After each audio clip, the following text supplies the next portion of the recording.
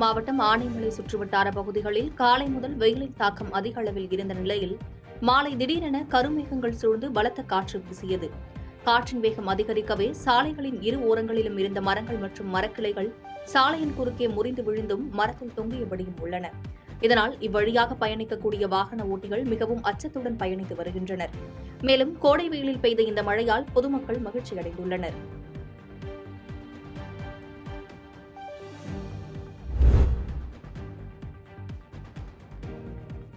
கோவில் நகரம் என கூறப்படும் காஞ்சிபுரத்தில் உலக புகழ்பெற்ற அத்திவரதர் என அழைக்கப்படும் அருள்மிகு தேவராஜ சுவாமி திருக்கோவில் அமைந்துள்ளது. இங்கு வருடந்தோறும் வைகாசி மாதம் பிரம்மோற்சவம் நடைபெறுவது வழக்கம்.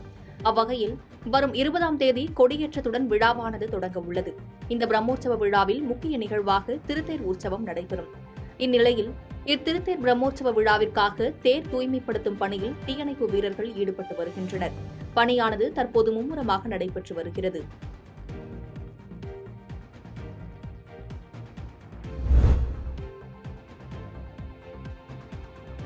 திருப்பூர் மாவட்டம் கவுண்டச்சிப்புதூர் ஊராட்சிக்கு உட்பட்ட சி. அம்மாப்பட்டி பகுதியில் மலைவாழ் மக்களுக்கு 2023-24ஆம் ஆண்டுக்கான பழங்குடியினர் மேம்பாட்டு திட்டத்தின் புதிய வீடுகளை கட்டித்தர தமிழ்நாடு முதலமைச்சர் மு.க.ஸ்டாலின் உத்தரவிட்டிருந்தார்.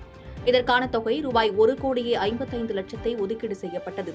இதைத் தொடர்ந்து கடந்த 2 தினங்களுக்கு முன்பு கலெக்டர் கிறிஸ்துராஜ் அப்பகுதியில் நில அளவீடு செய்து பணிகளை துவங்க உத்தரவிட்டார். இதையடுத்து அதிகாரிகள் முன்னிலையில் அப்பகுதியை தூய்மைப்படுத்தி அளவீடு செய்யும் பணி துவங்கியது. மேலும் கவுண்டச்சிப்புதூர் ஊராட்சித் தலைவர் அப்பகுதிக்கு நேரில் வந்து கள ஆய்வு செய்து நில அளவீடு செய்து பணியை நேரில் பார்வையிட்டார்.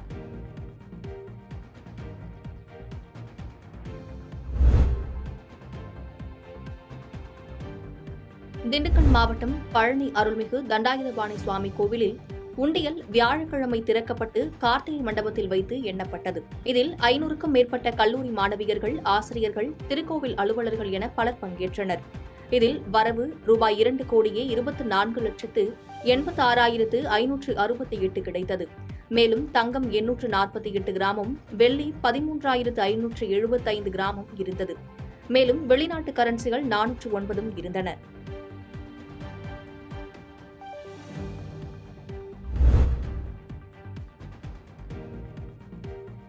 தேனி மாவட்டம் பெரியகுளம் அருகே உள்ள மேற்கு தொடர்ச்சி மலை அடிவாரத்தில் அமைந்துள்ளது கும்பக்கரை அருவி.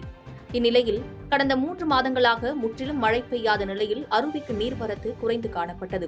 இதனைத் தொடர்ந்து நேற்று மாலை அருவியின் நீர்பிடிப்பு பகுதியில் பெய்த கனமழையால் தற்பொழுது அருவிக்கு நீர்வரத்து அதிகரித்து வருகிறது. இதனால் கோடை வெப்பத்தின் தாக்கத்தை தணிக்க வரும் சுற்றுலா பயணிகள் மகிழ்ச்சியுடன் குளித்து செல்கின்றனர். பாதகம் செய்பவரை கண்டால் நாம் பயங்கொள்ளலாகாது பாப்பா, மோதி மிதித்து விடு பாப்பா, அவர் முகத்தில் உமிழ்ந்து விடு பாப்பா. அண்மை செய்திகளை உடனுக்குடன் தெரிந்து கொள்ள இணைந்திருங்கள் இயம்நாடு தொலைக்காட்சியுடன்.